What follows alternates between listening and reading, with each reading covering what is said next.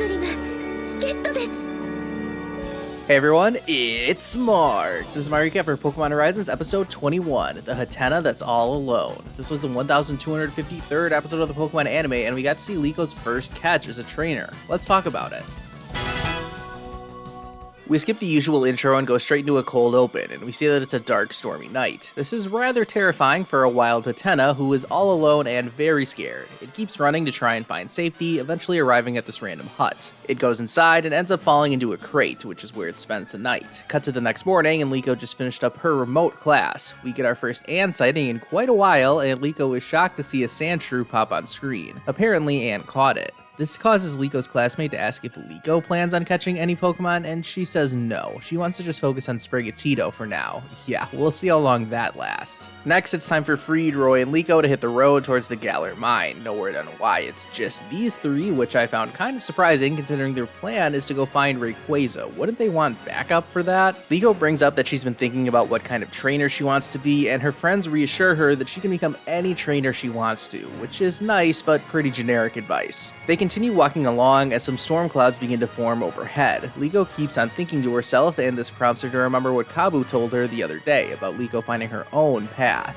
Yeah, you can tell what one of the major themes is for this episode. The trio eventually reaches a fork in the road, and they're not sure where to go. Roy makes up his mind and picks one way, and he gave the most Ash Ketchum reasoning ever for this, which I found funny. They pretty quickly regret this decision though, and they decide to double back the other way as soon as it starts pouring rain. They take shelter inside this random hut, and Sprigatito quickly notices something. Oh, would you look at that? The Hatenna from the beginning of the episode is still here, and she doesn't look so good. I would usually skip the Pokedex entries in these episodes, but it is important to note that Hatenna can sense the feelings of others. That's going to be an essential part of this Hatenna's character. The Pokedex makes a special note to avoid strong emotions around Hatenna, and this causes Free to bring up this weird example involving a marital spat, which just confuses the kids and embarrasses Freed. What was going on here? Anyways, moving swiftly on from whatever that was, Liko tries to feel Hatenna, and she makes her mind instantly that it needs help, and decides to take her back to the ship so Molly can see her. Scenes like this were pretty reminiscent of Ash catching Charmander, and I wonder if that was intentional. We do see that Hatenna is at least conscious, and she's aware that Liko is helping her, which causes Hatenna to smile. Back aboard the Brave Asagi, Molly is like, yeah, nothing's wrong with her physically, but Liko disputes this, noting how Hatenna hasn't made any noise since they first met. You can tell we've progressed a little bit as a society if the Pokemon anime is accurately hitting on issues such as mental health, as Molly makes the astute point that even if nothing is wrong physically, people and Pokemon can still experience issues that cause them to be nearly lifeless. And again, just like in real life, there is no easy solution to this. Molly asks Liko what she'd prefer in a situation like this one, and even in her response, Liko admits that it totally depends and can be different each time. I don't want to go overboard here since this is all pretty basic stuff, but I do feel like it's worth giving the Pokemon anime praise for having a thoughtful and mature discussion about mental health like this. Liko asks if she can take care of Hatenna, and Molly says that's okay. Liko makes it pretty clear that she just wants Hatenna to get better, even apologizing to Sprigatito for giving her attention to another Pokemon. Not that Sprigatito actually cares about that. A little bit later, Freed comes and talks with Molly and gets all Pokemon professorial by saying that Hatenna opened their hearts to calm people, so we'll see if Liko can get Hatenna to open her heart up to her. Liko goes and picks up her jacket, which has been drying off, and when she sees Nidothing's costume, she gets the idea to go talk to Dot. She uses the excuse of returning her costume to get Dot to open up the door, but Liko actually wants to come inside and talk to her about Hatenna. After explaining the situation to her, Dot is like, yeah, I've never had anything like that happen to me.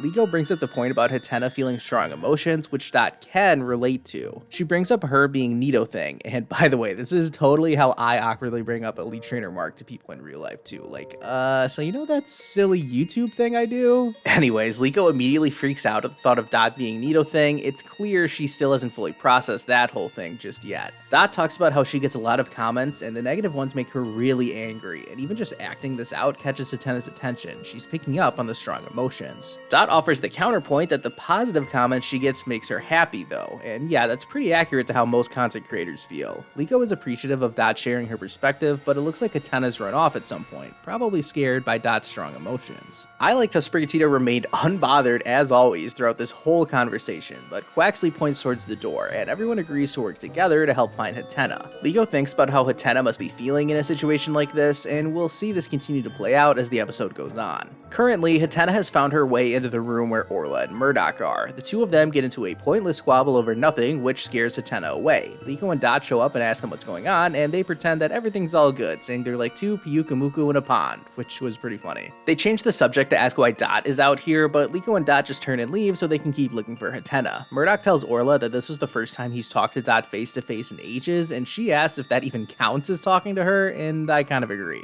Liko goes and asks Roy for help, and he's got a plan. The old put out a bowl of food trick to get Hatenna to fall into the box. Dot doesn't have much faith in this plan, but they're cut off by the sound of something already falling for the trap, and instantly I was like, oh, you already know Fuecoco is in that box, and sure enough, that's exactly what happened. Oh well, back to square one for these three. Meanwhile, Hatenna has found herself in the same part of the airship that Ludlow is, and he somehow knows that Hatenna is there and what the situation is because he gives the great advice that receiving unwanted feelings is tough, but avoiding everyone because of these feelings only makes life more difficult. The three kids decide to split up and search, and Liko spends some time alone to think about how the situation is similar to the way Liko first arrived on board the Brave Asagi, and how lonely she felt at that time. She's interrupted by the sound of Noctowl's cry, and Liko knows where to go. Up on the observation deck, Noctowl is observing Hatenna stare out through the window, just like Liko is doing. When she arrives at the observation deck, Hatenna quickly runs away, but doesn't leave the room. Liko starts talking out loud, probably knowing that Hatenna is nearby. Of course, she knows all of this because she's used to spending a lot of time up here. That's probably how Liko knew Noctowl was directing her to this place. Liko retells her story of arriving here under similar circumstances and explains to Hatenna how she understands her, and this strikes a chord with Hatenna knowing that Liko understands her feelings. Liko says that they'll bring Hatenna back home tomorrow, but as she goes to leave, Hatenna stops her. The two share a nice moment as Hatenna jumps into Liko's hood, and the two of them are clearly getting along great now.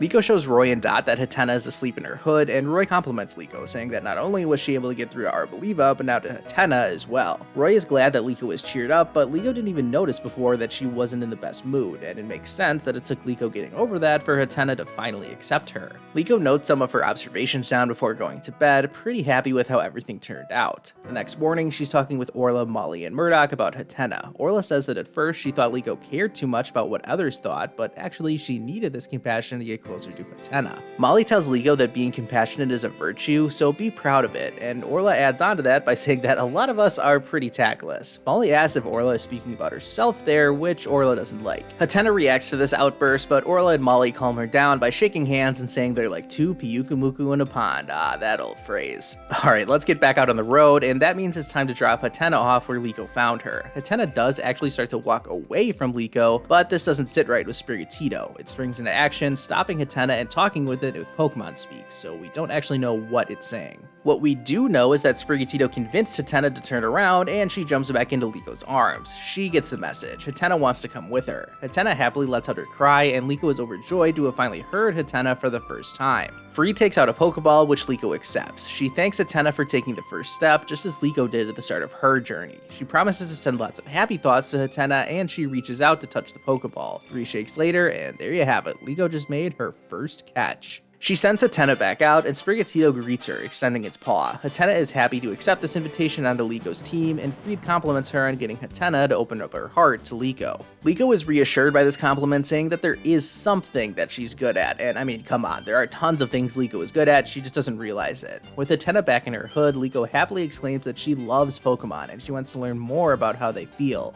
That's the kind of trainer she wants to be. The three of them start to head towards the Galar Mine, and Liko narrates that she doesn't know where her path will take her, but she hopes to go down that path with Pokemon by her side. The scene changes to somewhere just off the Galar coast, and we see that Zerk and Onya are guiding a submarine towards this location. Amethio is with them, and he says he'll handle the rest. The other two are shocked to hear him say this, but Amethio points out that he's disobeying orders by pursuing Rayquaza. Zerk and Onya don't seem to mind, they're loyal to Amethio after all. He doesn't seem to mind that, telling them to just do as they wish. And on that ominous note, the episode comes to a close with a big showdown looming in the Galar Mine.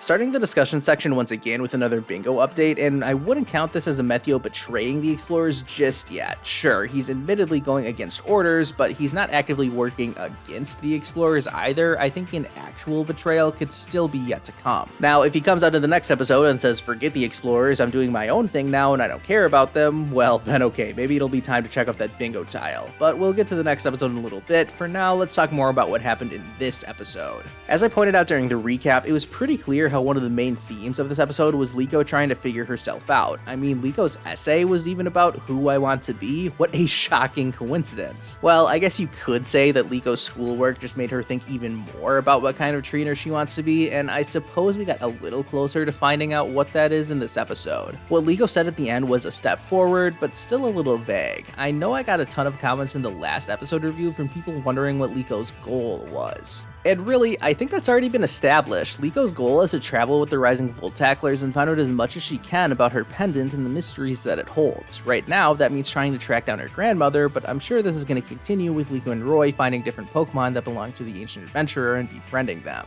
To me, that's what Liko's goal is, and that's already been well established. No gyms, no contests, nothing like that. Same goes for Roy, although his goal is specifically tied to Rayquaza, not the pendant. And while Roy seems to be focused on getting stronger with his Pokemon, kind of like an Ash mentality, Liko's feelings are a little more complicated. It seems like this episode was able to shape how she feels about being a trainer, and Hatenna has a big role in that. It wasn't all that long ago that I questioned whether or not Liko was going to catch any Pokemon of her own, and now here we are, Liko has got a new friend. She claims to want to know more about how Pokemon feel, and this episode showed just how much she's got to learn in that regard. We've seen a few instances lately of Liko not being on the same page as Sprigatito, whether that was Sprigatito wanting to win at the Motostoke gym, but Liko taking her eyes off the ball, or in this episode worrying for no reason that Sprigatito was going to get jealous about Liko paying attention to another Pokemon. Liko even told Anne that she wanted to just focus on Sprigatito, but it was pretty obvious throughout this whole episode that Sprigatito didn't mind Liko focusing on Hatenna. That never bothered Sprigatito. In fact, it was Liko's partner that got Hatenna to actually join their team, not Liko. Without Sprigatito's intervention, Hatenna and Liko may have just gone their separate ways. All of this is a good reminder that even though Liko is finding out more and more about who she is and what her relationship with Pokemon is going to be like, she still has a lot to learn. On a completely unrelated note, which do you prefer, Hatenna in a hood or Rowlet in a backpack? I can't be the only one who thought of Rowlet traveling around in Ash's backpack when I saw Hatenna take up residency in Liko's hood. Well, those are all the talking points I had written down about this episode, so let's get to my rating. I'm giving this episode a 6 out of 10 rating. If I had to guess, that's going to sound kind of like a low rating, so let me explain why I didn't rate it higher. Although I did enjoy this episode, it wasn't anything new or revolutionary. Not that an episode has to be completely novel for me to rate it highly, but I guess I just have high standards for what a capture episode should be. This episode had lots of subtle moments and details that helped move the plot along, all leading up to the moment when Liko caught Hatenna. And while it was all good, I don't know, I guess it just didn't hit me in the feels enough to make me want to rate it any higher. It was a solid episode, but nothing more, so that's why I settled on a 6 out of 10, but you all are free to rate it however you like. Honestly, it's kind of funny to me that I can write over a 6-page script for an episode review like this, yet I still only give the episode a 6 out of 10 rating, but that's just how it goes sometimes. Let's shift our focus to the next episode, which is going to take place in the Galar Mine. Everyone is going there to find the Black Rayquaza, but I feel pretty confident that it won't actually be there. The giant scratch marks that Freed finds don't even match Rayquaza's claws, so who knows what they might actually find down there instead. And I'm sure the explorer's involvement will add plenty of drama, and quite frankly, I have no clue what the outcome will be to all of this, so I can't wait to watch. Now, I have to give special congratulations to Ripon Crippen for winning the latest Pokemon Showdown tournament in my Discord server. It was a hard-fought battle, but Ripon was the one who came out on top. And to make things even better, Ripon was given a free month of Discord Nitro for winning the tournament, so if you'd like to battle me and my friends on Showdown, feel free to join my server using the link in the description.